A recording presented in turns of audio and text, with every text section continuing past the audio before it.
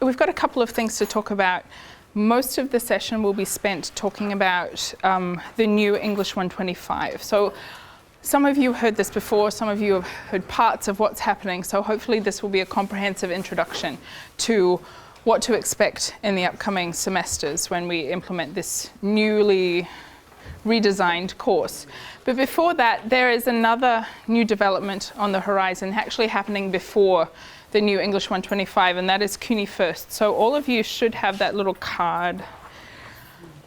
CUNYFirst is going to be available and our single site of sort of administrative stuff from, I believe, April 10th, maybe a little bit earlier, something like that. So they are replacing the old system in March, and they are rolling out this new CUNYFirst system in April. It's gone through, it's in 3 waves. We're the third wave, so it's been tested at other campuses. You may or may not have used it, you may or may not have heard of it. All I'm going to talk about today, and Linda has some things to add, but all I'm going to talk about today is how to get in. And the reason I'm doing this is it's a mega monolith of a system. It's not intuitive. Let's put it that way. So there's a lot of parts to it. So I'll show you how to get in. So you go to the York College website. Thank you for coming, but I wanted to take this opportunity to kind of really make you critically aware of how important it is for you to do this. That what we're doing, the university and York, is going through 2 major cataclysmic changes concurrently. We are moving to a brand new information system, and this is throughout the City University. We're doing it this semester at York. At the same time, we're all learning a brand new general education curriculum, and particularly for us in the English department, we're rolling out these new courses. So it's layers upon layers. I can't emphasize to you enough, please, please, please understand, you must go and log in and get this information, your password, yada, yada, yada. Where it concerns every single person sitting in this room is that at the end of this semester, this is how we're going to be putting in our final grades, okay? So, crucially, you need to get this, you need to do this, and you need to be an evangelist and spread the word. Everybody's got to do it. We have to do it, faculty, adjunct, students, staff. So it's just really, really, really important. And please pay attention. It's we're all learning this. They're going to be training sessions. I just came from a chairs meeting where they're starting to tell us things are not going to go particularly smoothly. We know that. But what you can do is get your logins so that when it comes time to submit grades, you'll be on board, and this department will be staying the way it is, which is that we pretty much are outstanding in how we move smoothly through all this. So. Okay, so to get there, there's 2 ways to get there. You can get there through the CUNYFirst or the York website. Lights off. Lights off. I'm doing it the York way. So everyone knows this particular menu. Here it is, CUNYFirst, that's a new link. And you just get to this page. So if you haven't used this system before, you'll be going to the first time users thing down here, and you put in all your vital statistics, which I'm not going to do because I already have a login and you don't need to know that stuff about me. But you put your things in there, and then it will come up with a screen that says thank you, and it will take a couple of minutes. It will say please wait for a few minutes while the information is processed. They mean it. It's a couple of minutes. Yeah, don't do anything, just wait. And then it will pop up with a user ID and an employee ID. You need to keep both. So that's why you have that little card that is either on the table or that I distributed to you. So you need to have both of them in order to be able to log in. And if you if you forget your password, which I did this morning, you need one of those things to get in again. So these are important information. And they're, like, my username is heather.robinson78. I don't know where the 78 came from, but so it's not going to be a particularly mellifluously flowing off the tongue kind of thing. So again, this is sort of the beginning of the non-intuitive but extremely important part of it. So you do this, you put in your captcha words, and then it tells you to wait for a couple of minutes, and then it will come up with a screen that gives you your user ID and your employee ID. And then it will ask you to set your password. So you do that, and then you can log in. Hartley, you wanted to ask a question? So we just have to write down the employee ID? Yes. We don't actually have to use it? You don't. I haven't come across a point at which I've had to use that yet, but who knows what's coming. I mean, there's a short thing about CUNYFirst. It's a massive software package that is used in all sorts of organizations. So CUNY has gotten this software package and is sort of overlaying it on the systems that are in place. And in some places, the fit is better than others. So we're not apparently necessarily using the employee ID, but right now, but it may come up in the future. So, you know, keep them in a number of safe places, I would say. The language of this, it's a business thing. It's PeopleSoft, and you then have carts, shopping carts. It's not academic, but in order to bring you into this world, it really literally is a whole new language. So this employee ID is called EMPL or something? Employee ID, yep. EMPL is in a new language on a new planet, the replacement for your social security number. So that's supposed to be better security. Sure. So, and they're calling it EMPL because I haven't heard people talking about it. I haven't heard anyone pronounce it. So that's wacky. Anyway, so now we log in.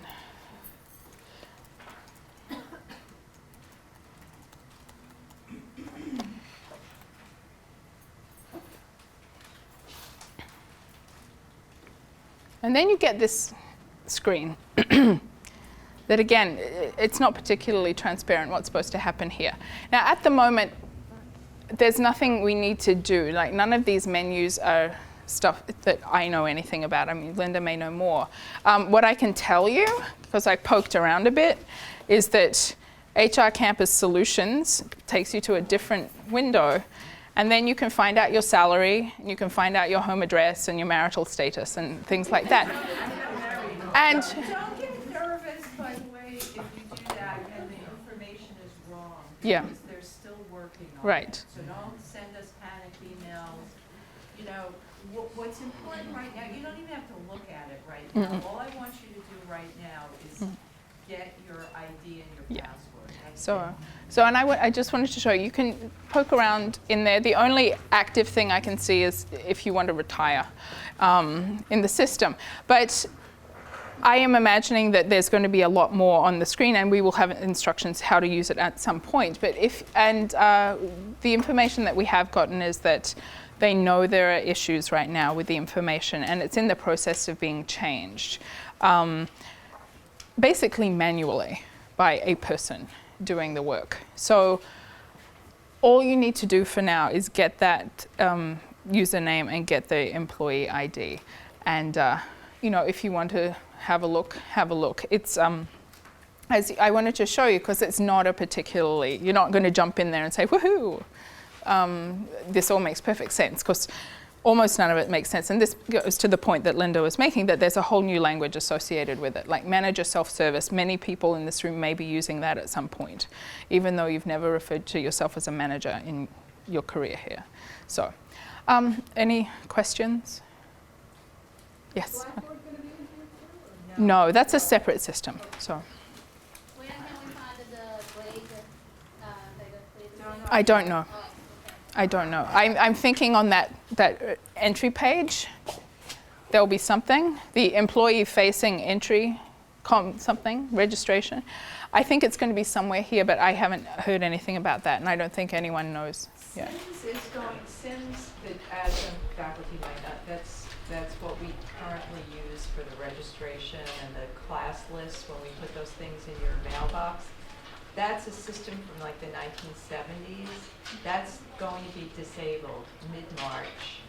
All of that, all of the registration, record keeping, everything is going to be in this. The HR, everything. So it's a consolidated system, and it's also CUNY-wide. So that's another whole issue. That's all you need to know. Okay. Let's talk about Yeah, let's talk about something else. So I'm going to turn the screen off. Yes, I am sure. Okay. Yes, it is. All right, so you should all have this little double-sided booklet. So I'm going to spend some time talking through just what the new course looks like. Actually, I've got a pile of them. What the new course looks like, what are the differences? So this is something of a reimagination of English 125. A lot of it will be familiar to a lot of you, but there are certain requirements of how the course needs to be delivered that were not formalized in this way before. So I should ask, how many people know what Pathways is and what it does? Or is there anyone who doesn't know what is prompting all these changes? Frank, okay. So Pathways is it's basically an implementation of a CUNY-wide general education curriculum. The curriculum isn't delivered, the common curriculum isn't delivered via core courses, it's delivered via courses that fulfill defined learning objectives. So the learning objectives for the courses have come from central committees. Last year, a number of committees worked for all of the courses in the core, and I'll tell you a bit about that in a second. In the core, they came up with lists of learning objectives. There was also a description of what courses had to be offered as part of this general education curriculum. So all CUNYs now must offer 6 credits. It was done in terms of credits rather than courses. 6 credits of freshman composition, and I think all campuses have made that a real thing by saying we're going to have 2 courses. So we are offering 2 composition courses. That's what English 126 that you all have been seeing about is. That's the second part. And our meetings for that course to do the same thing as we're doing here are on March 7th and March 11th.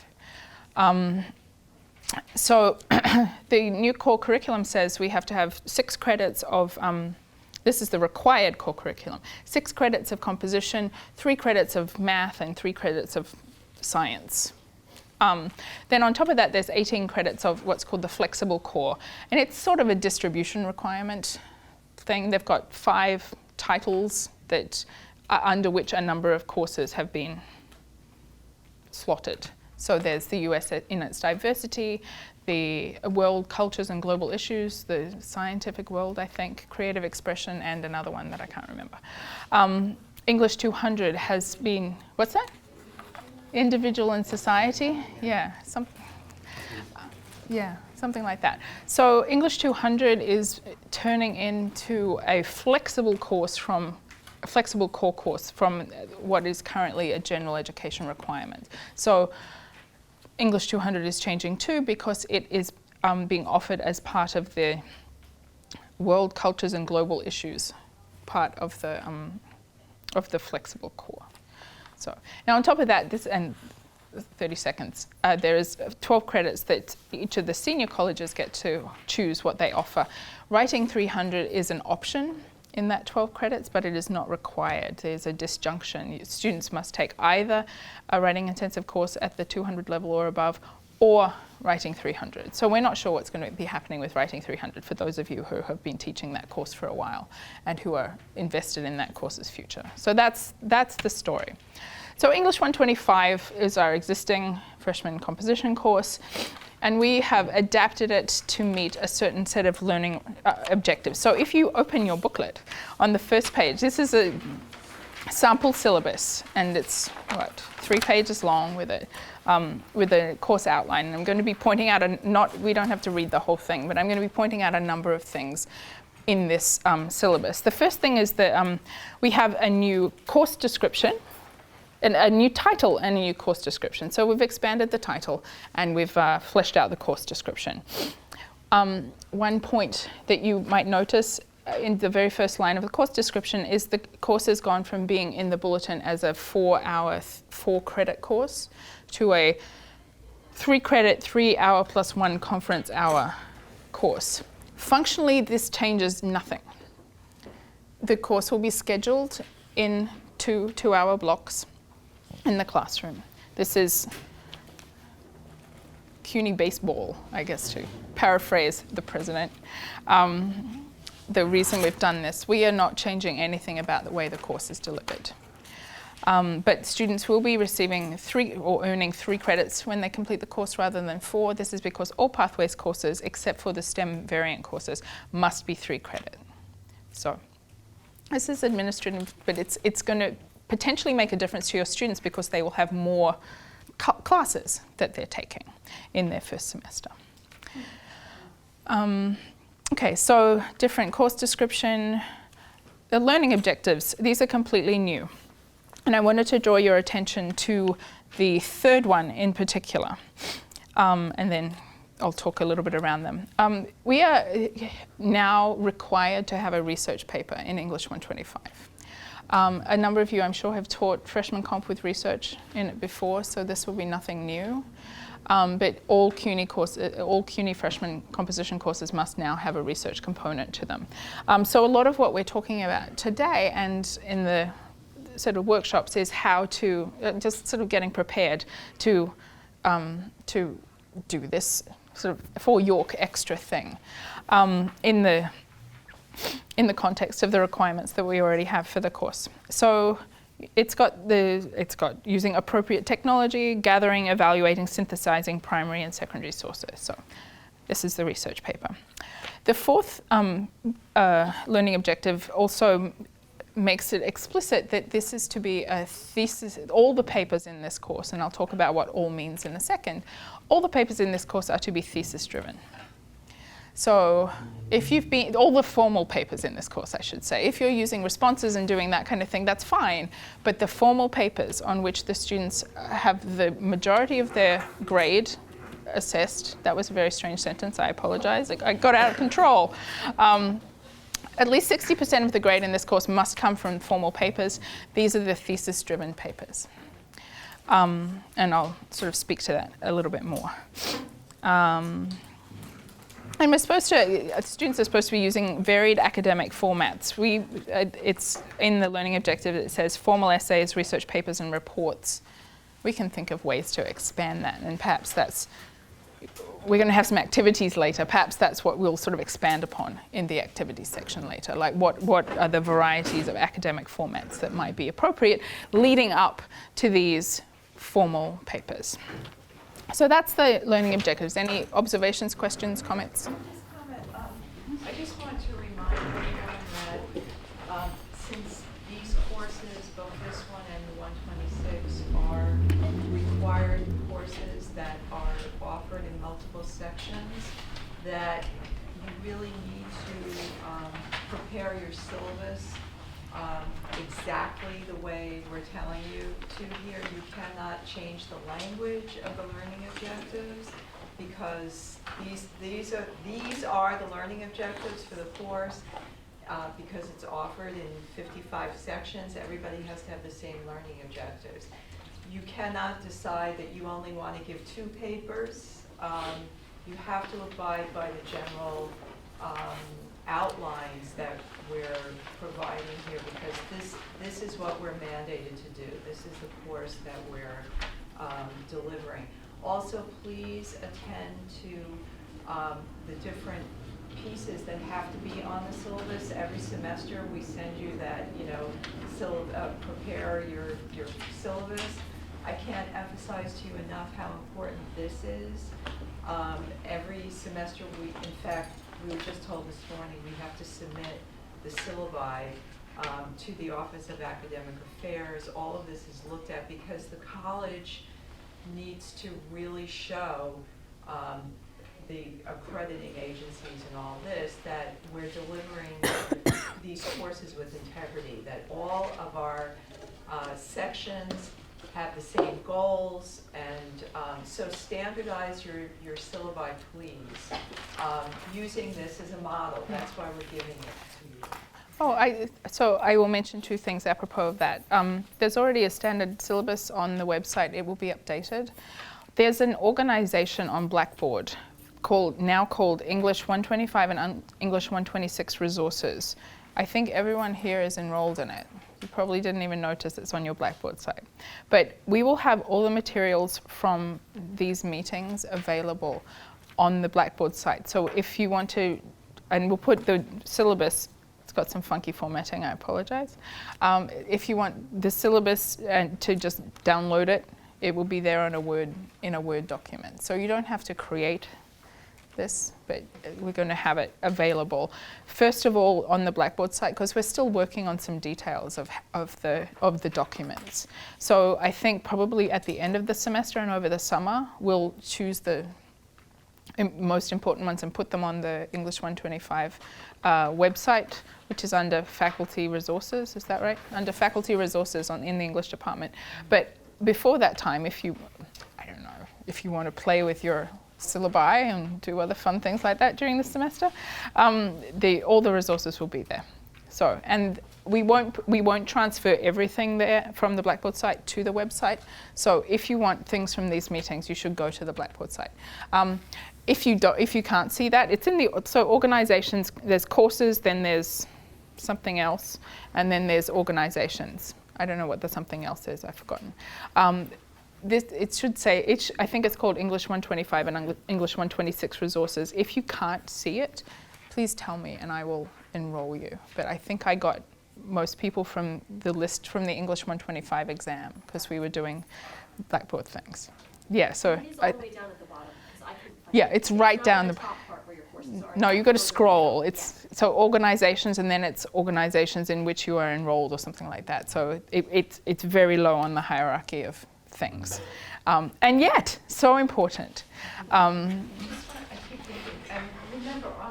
Remember also that the department adopted a standard attendance policy last year, so that everybody needs to use that as well. So we don't have 30 different attendance policies.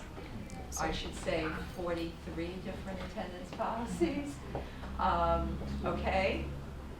So that's on page 3 of this document. The attendance policy is below the grading. For all English 125s meet twice a week, right? So if a student misses 6 classes, they fail the course. The end. And it also spells out punctuality and how that is assessed. Okay. So any comments, questions, etc.? Okay, let's talk about the breakdown of grading a little bit. As I mentioned before, because this is a multi-section course, we have requirements for how grades are distributed or allocated. So we are doing 3 papers. One of them has to be a research paper. Those 3 papers must be worth at least 60% of the grade. I've got them here worth 65. In my class last semester, I did it at 70. You can go up, you can go higher, you can't go lower. And the final exam should be worth 10% of the grade. We are sticking with the course-wide final exam. That is not changing as a part of this change. So that's just 60%, 3 papers. I'll just say that intermittently throughout this meeting, because one of the things that happened with this, we had to submit these syllabi to a centralized course committee to get approved as pathways compliant courses. And the syllabus that we presented had 3 papers in it. And the final one was a research paper. So that's what they're expecting us to deliver as equivalent to all the other comp courses across and CUNY. just to let you know, interestingly, some of the comments once we got back, remember this is all the CUNY schools, was that several people thought that that was way too It's little. light. Too few pages. There should be more writing, more pages of writing in the class, but the courses were approved. The other requirement just about sort of materials and what you're doing in the class is there is a requirement of a minimum of 9 sources. Now they don't all have to be like 20-page essays or anything like that, but students should be dealing with a minimum of 9 things to read and analyze. I personally would suggest that you don't go too far above 9, because our students are not particularly strong readers. And if you want them to read 20 things in a semester, they will read 20 things lightly. So that's just a Heather thing. Do you mean 9 sources from the anthology to read over the course of the semester, or do you mean 9 sources for the research paper? No, over the course of the semester. Okay. Not for the research paper. No, writing 300 only requires 6 to 8. Right? Okay. Yeah. Okay. Any questions about that? All right. Yes. Sorry, that was a good, the way that she phrased it was a good question. Mhm. She said from the reader. Don't ask that question. I think we should actually sort of, I think that they don't all have to be from the reader. Is that right? Yeah. Not agree with that, Kelly, or? I'm just asking. I think we should be able to supplement. I thought that's what the question was going. Yeah, supplementing what's available in the reader is fine. So you can use images, you can use websites, you can use whatever. But at the same time, if you ask a student to buy such a big book and they spend $100 on it, and you're going to use only 3 or 4 sources from that book, then Yeah, you also create that's a good problem. point. Next time the students are not going to buy the book at all. Right. So You're required to use that. we are going to, I believe, phase out the Mercury Reader. Just because the selection of readings wasn't working particularly well for what a lot of instructors wanted to do. We're sticking with Fields of Reading and a new custom edition of Writing and Reading across the curriculum. So with York College on the cover. So that's I didn't even know about that. Yeah, there's a new edition of Writing and Reading across the curriculum. This thing came with a new edition. Right, so the publisher requested that we develop a new edition of the custom. So this is the edition. custom one. This is the one that will Right. be available in the bookstore. And I believe there's a new edition of Fields of Reading coming out too. Do you know about this? I'm not sure. I looked up because I was preparing a sample syllabus, and I was looking on the Bedford St. Martin's website. So they're up to the 10th edition, and this is the 8th.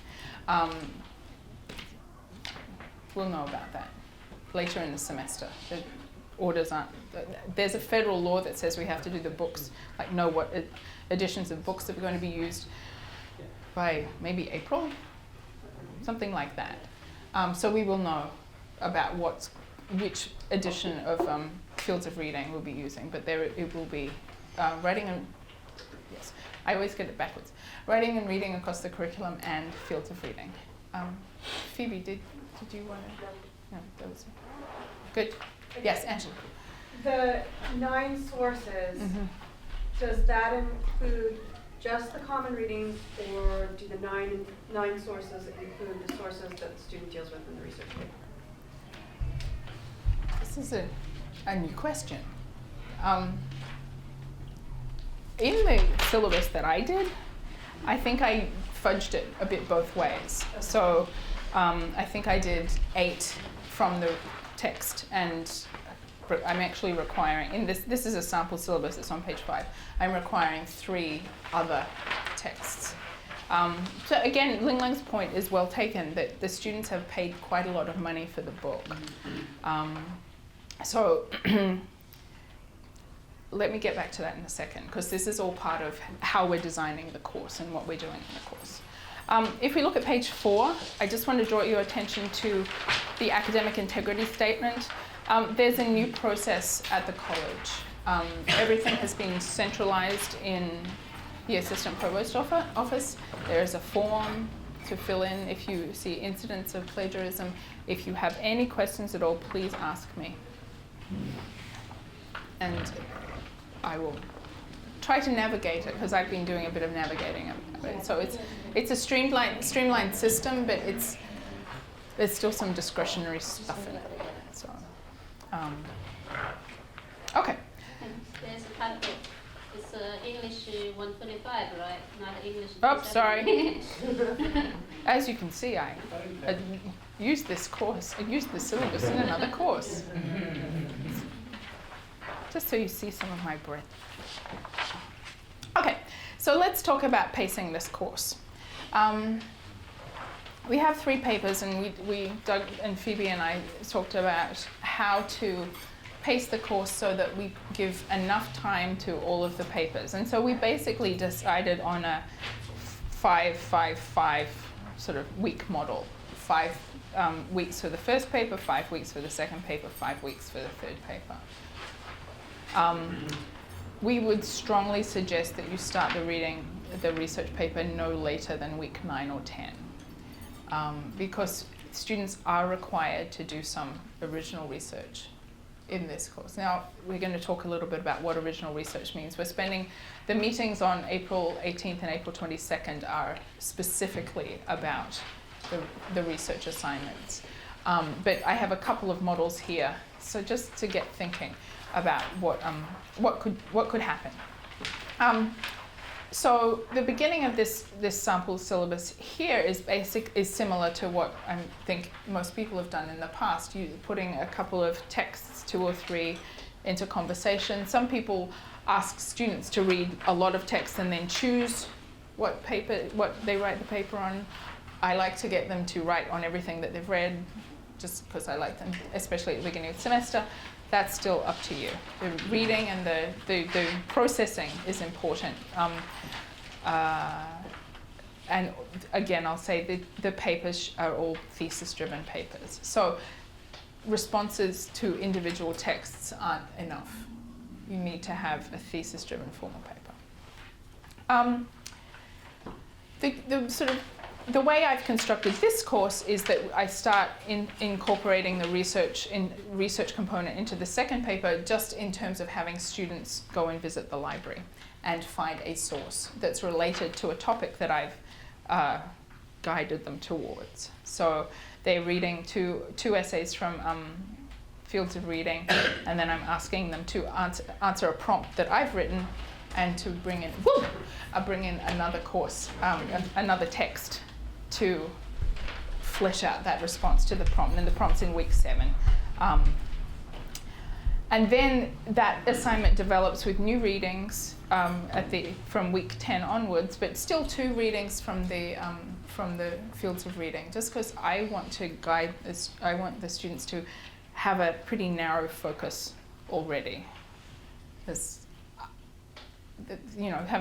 having taught writing 300, they spend all semester crafting a research project in that course. I don't want to all of a sudden say, go freshmen, come up with a brand new research project in 5 weeks. That just seems, and do anything you like. That just seemed too much to me.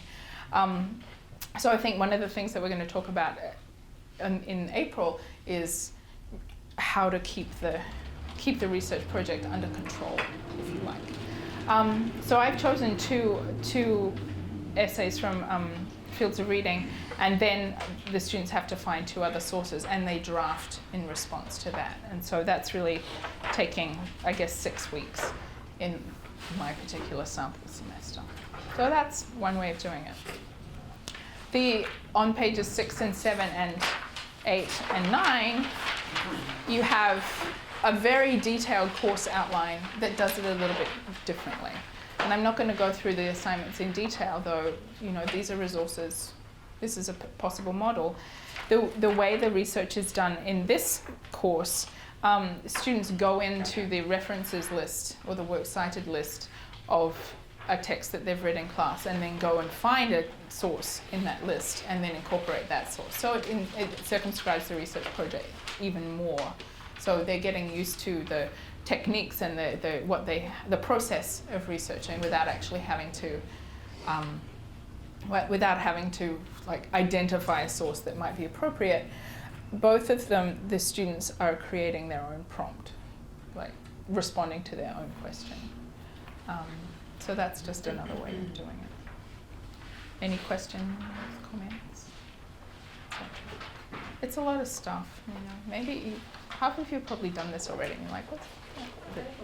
Yes, Dan. I know you said you were going to talk about research topics at another meeting, but just for now, can you give sort of a general sense of what freshmen might come up with as a research topic in a class like that? Based on what the readings that you chose? Well, so the readings that I've chosen, I'm looking at a topic that has something to do with what is college for and on the uses of college education. So getting them to think through a particular aspect of their college education. So, you know, my thought about this was to circumscribe what they would be thinking about and then say what's interesting to you within this sort of smaller topic. I think other instructors have said, find something that's interesting to you that connects to something we've read over the course of the semester. Some of the research that I've seen on directing research projects sort of strongly encourages people to get students to write on something that they know a little bit about, especially at the freshman level. So because you can actually help them more with the sources that they're seeing and give them direction. But I think I'll leave my talking about it because I haven't thought that much about it yet. And we've got 3 hours in April to talk about it. But there are a number of approaches, and that's what we wanted to talk about at that meeting. Like, how do you approach this thing for freshmen? Yes, Steve. So essentially, there's kind of an overall theme or central topic to the course, and that's you can use that to help choose your readings, and then from those they can. Right. You know. And both of these texts are organized in terms of themes. So, I mean, it probably get a little bit dull, but. Well, I think if you look at the samples here, they're not really, it's not one theme for the whole course. It looks more like there's a theme, there's maybe 3 themes, or themes that are interrelated, but a little bit different. So you're picking up one theme for the early first paper, a second theme in the second, and a third theme in the research paper. I know that Wendy Wilkerson, who is in Louisiana this semester, she has a theme for the whole semester based around the cemetery. And so you could do that as well. You could have a theme for the whole semester. She does a lot of supplementing and brings her own sources into it. And that would, if you chose one theme for the whole semester, that would be something you probably have to do just because of the limitations of the texts. But keeping in mind Ling Lang's point about the money situation, that's fine to do as well. You know, we're just feeling all this as we go, and I know you're going to address it in the research session. But I just want to say a couple of things. First of all, I think we should build in collaborating with our library colleagues. I just taught the senior seminar, and I ran 2 sessions in collaboration with a library colleague. Now, of course, this is at the senior level, but one of the things that he helped me do was to work with the students to come up with answerable, researchable questions. And I think that would be really useful, and it's fun to work with the library colleagues. So to think about that, and also, you know, to spend part of the time in class helping them to come up with questions, I think is very valuable. The other thing I just want to suggest is that when we talk about research, what we think should really go on here, this is a senior college, this is an institution of higher learning. We don't want to teach students how to use Google, right? What we want to teach them how to do is to do research using the databases that are available to us as academic citizens, right? So even if you know, choose 1 or 2, the New York Times database or something, so they shouldn't just be Googling and using, you know, anything up there, right? So you want to control, and really remember that these 2 courses are grounding, they're foundations, they're the ground that the students are going to walk on for the rest of their college career. Nobody really, I don't think, maybe my colleagues will yell at me, but in other departments, but I don't think anybody does with them what we do. Holding their hands, really introducing them to what it means to be a thinker, what it means to be, inquiring about a topic.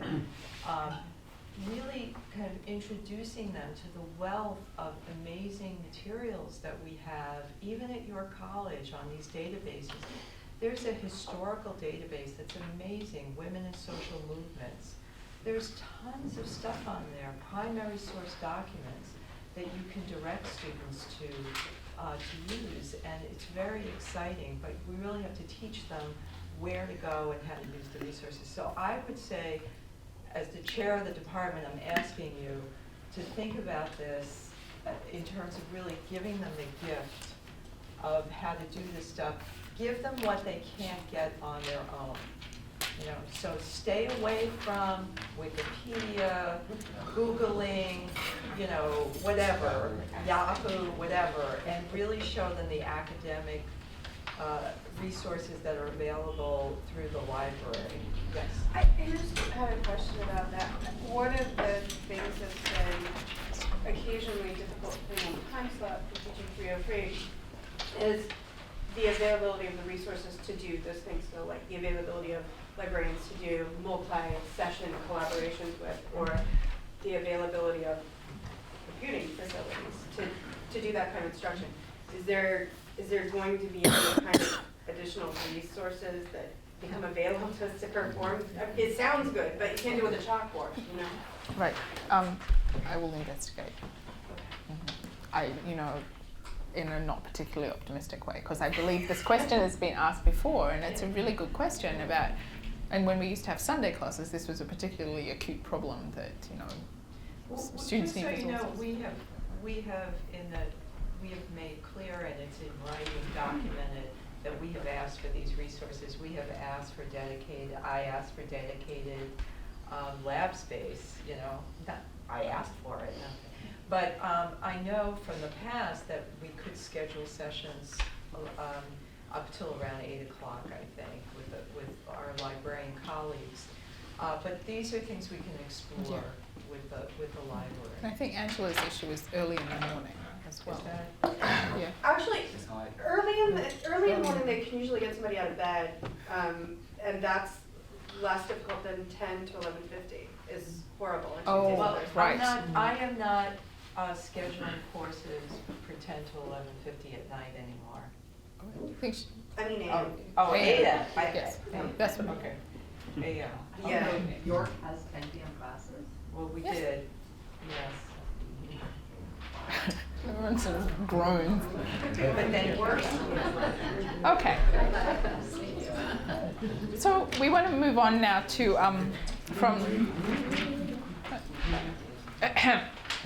So we want to move now from sort of talking about generalities in the course to talking about specific things.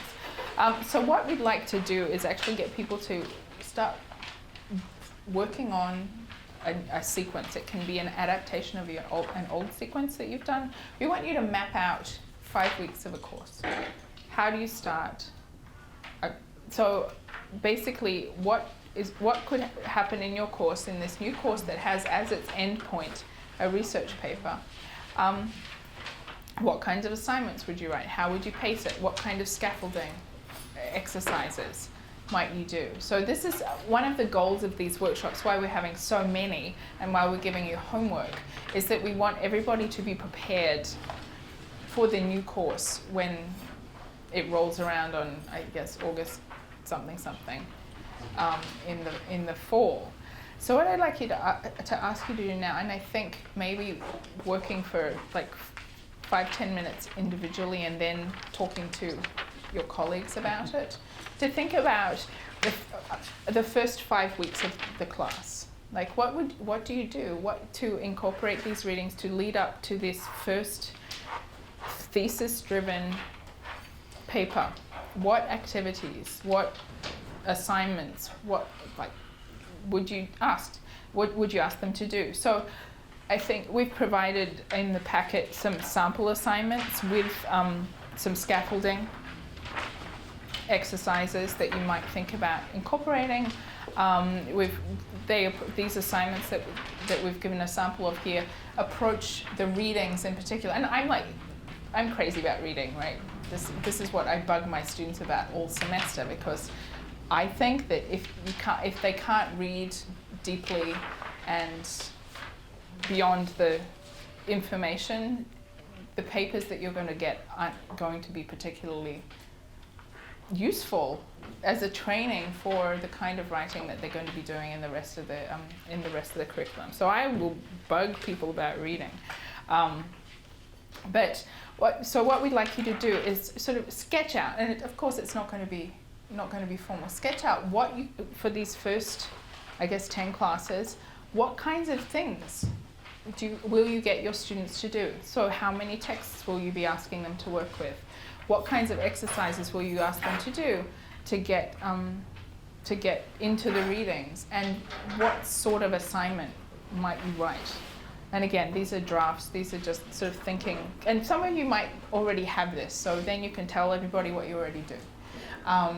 But if you have parts of this but you rely more on response papers, we'd like you to think about how to adapt those response papers into something that leads up to a more thesis-driven paper with drafts, with revision. Like, how do you get your students to revise your paper? What's an activity that you can do to get students to perhaps revise a draft of this thesis-driven paper effectively?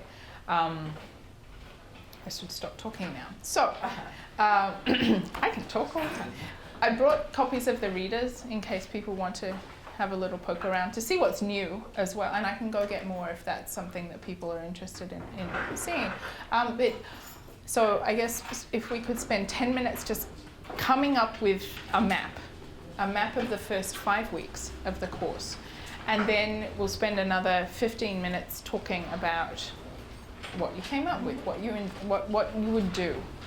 And we can talk about how different this course is going to be, how similar, that kind of thing. So, okay, I will start 10 minutes now and then tell you when that's up, and we'd like you to go into your groups. Okay? Want a book? Fields of reading? Yeah. Would anyone like a book? Too many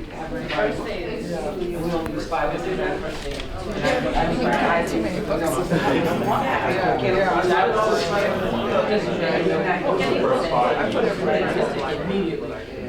I'm using this one. I've never used Fields of Reading before, and I was actually looking at this. Yeah, I used the Mercury Reader because it was cheap, but everyone's very animated, so I think you've got marvelous things to say.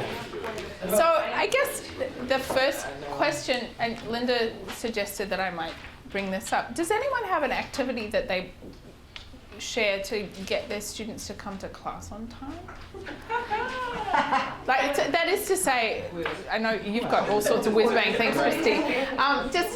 We had, actually English 125 in my experience is not as bad as other classes, but there is a punctuality issue.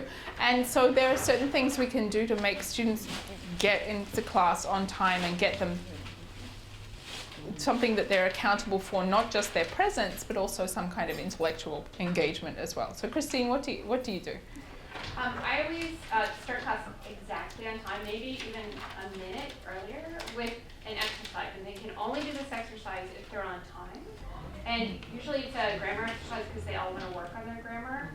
And then they have like the first 8 minutes to work on that, and then we go over it for 10 minutes. And if they're late, they don't get to do it, and that shows that they were late that day. And they also become ashamed. Ooh, shaming exercise. So is there anything that, yeah, Ruth? Last semester I had 22 students who were never late or absent. Over the course of the semester? Yes. Is that good or bad? I can't Wow. What were you giving away? Is that good or bad? Is that like, yay, 22, or, oh, 22? 22 out of 25 were never late or absent. Oh, okay. From my 10 o'clock class. 10 o'clock. 10 o'clock. And in the 8 o'clock, 18 were never late or absent. Wow. So what did you do right? So to drive them, I told them at the beginning of the class, we will do a quiz. And you could only do it if you were there. And I explained to them that that could mean the difference between, a D and a C minus, something.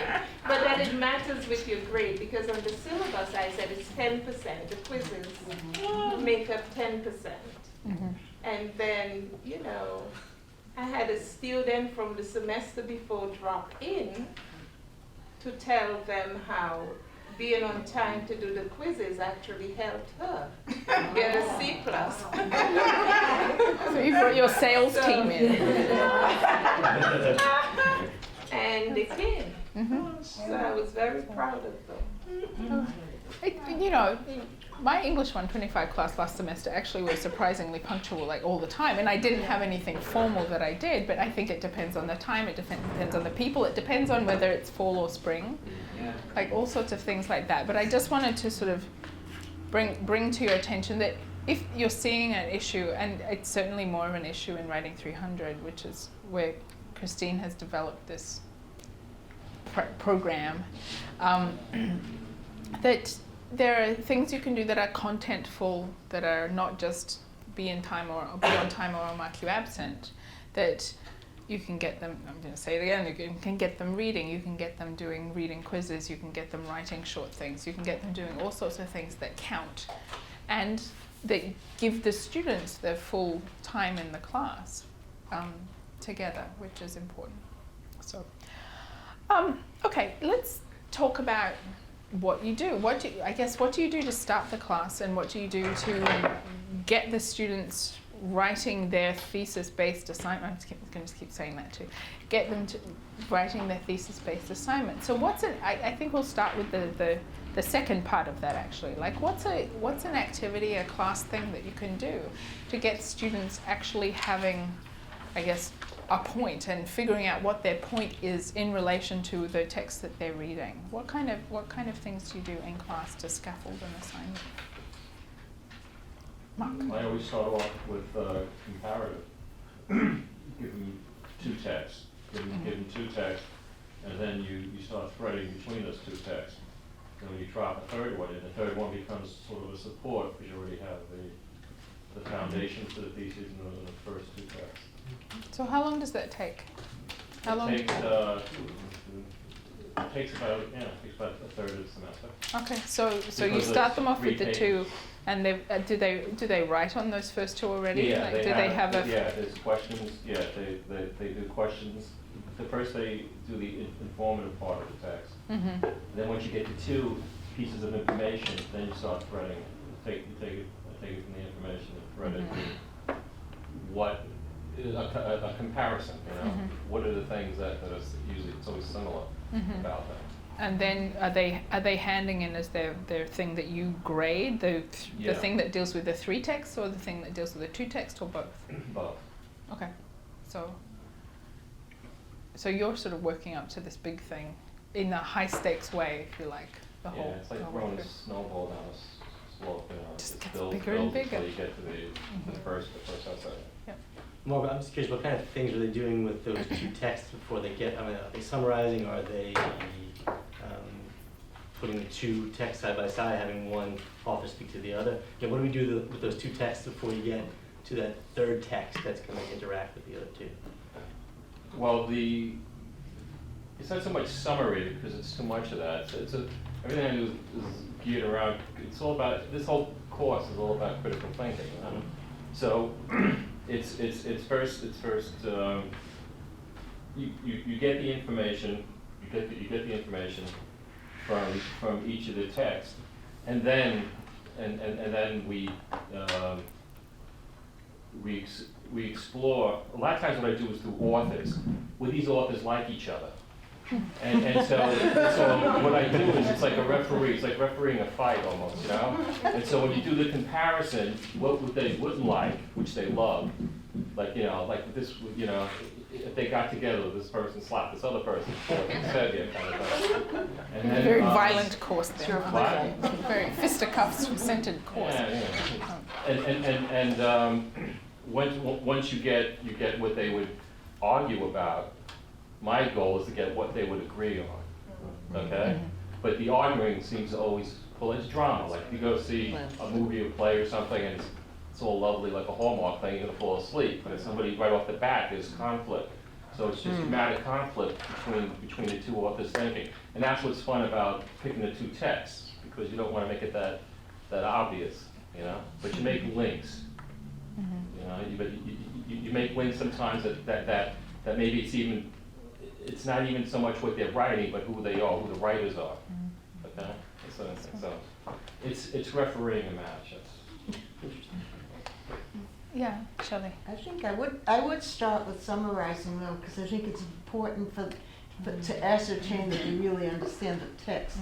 You know, and that's one way to understand How it. do you teach them? I've been reading about summary, How do I so teach it's all them? in my head. How do you teach students to summarize effectively? Well, it's partly trial and error, I think. You know, I mean. No, but what kind of thing do you write on the board, or do you hand out? What do you tell them to do? I explain the difference between summarizing and paraphrasing for one thing, and I explain it, you know, if it's getting the main idea, if perhaps how the person arrived at that main idea, you know, what sorts of examples do they, and I try to explain what summarizing is, and then they have them do it, you know, and then I grade the papers and I point out, you know, who did it, you know, and might read a good summary or something like that. When they come in and they write anything, that's what I think 80% of them do. They just summarize. So my whole thing is the critical thinking. That's the that's the reason why formally saying summary or doing summary, I'm always battling that. It seems in 125. You know. And Start with that. but most of them always have that starter, and it's not only the starter; it's their finisher. You know, especially if they come out of the public school system. I think it's interesting how, you know, we've gotten from to reading, right? So how to teach reading, but I think it's really important to model, you know, and to even spend a whole class going through a short piece and teaching them, you know, reading with them, and what's a main point, what's a subordinate point. Right. You know, to take maybe an op-ed article or something like that, and not just to assume that they can do, you know, they're gonna get it by trial or error, but really teaching them how to read. I think is really, that's what I hear you saying. Well, yeah, But just do that first, you know. Right, but just Final thing would be that right. whatever we do, I think it's really important to do it with them first. Right. Yes. You know, it's like the medical thing is you learn it, you do it, and then you teach it. That's all.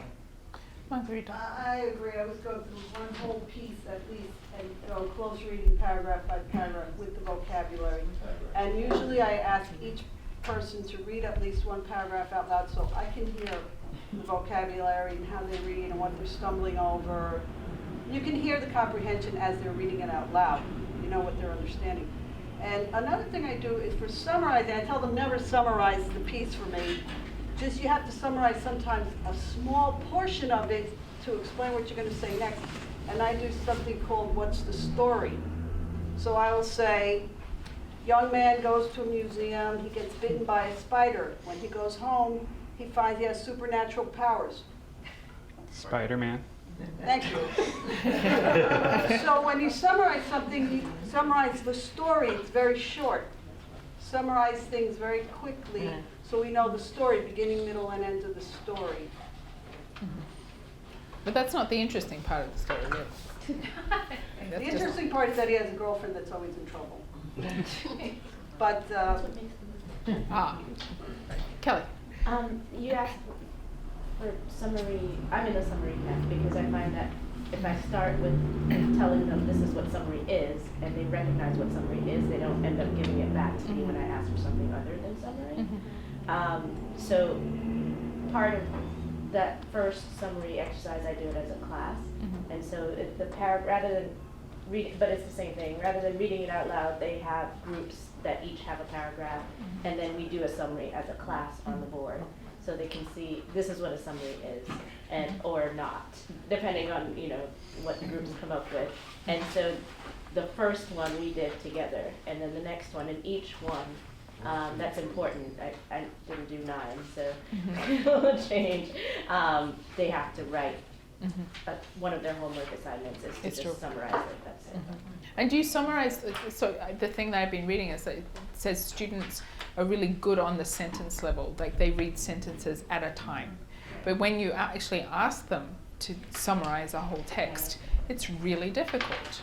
And they'll either be too reductive or try to cram too much information in it, and then it isn't summary anymore. It's an extremely long paraphrase. But you know, paragraphs. One thing I say, you only have to learn how to write 3 paragraphs to do a successful essay, introduction, body, and so everything, if you break it down into paragraphs, then you have the sentence, and each really well-written paragraph should be like a mini paper in itself, right?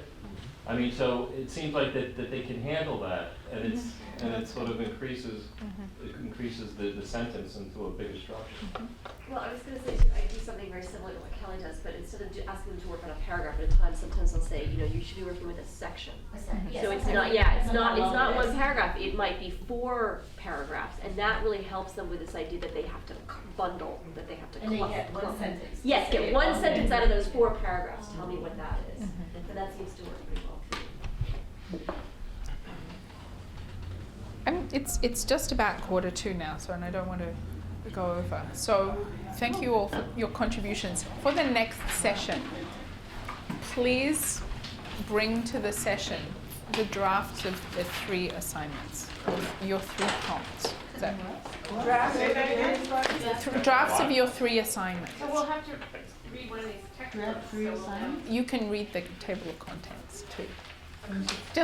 What we're trying to do is create the skeleton basically of a course. Now, of course, this can all change, but what we're really interested in thinking about, and this is what I did for the 3 assignments that I wrote and the thing that I wrote. What's that? You should read the assignment. Professor, your students are very confused. I'm very sorry about it. So I didn't bring the assignment with me. I apologize. So what I will do is I will put the assignment here. Full disclosure, good professor strategy sort of. I didn't bring the assignment with me because I didn't put it in my box. I will put the assignment up on Blackboard. It's also on the schedule that we sent to you, but I will put all the information from today plus the assignment. It's on the website. It's on the website, it's in the email, so you do have it. I don't have it right now. Does it say 2? If you can imagine the full free, I think that would be useful. It's not for the formal paper, or it's just the class activity? No, the formal papers. I'll send something out to everybody. Is that different than what you wrote here?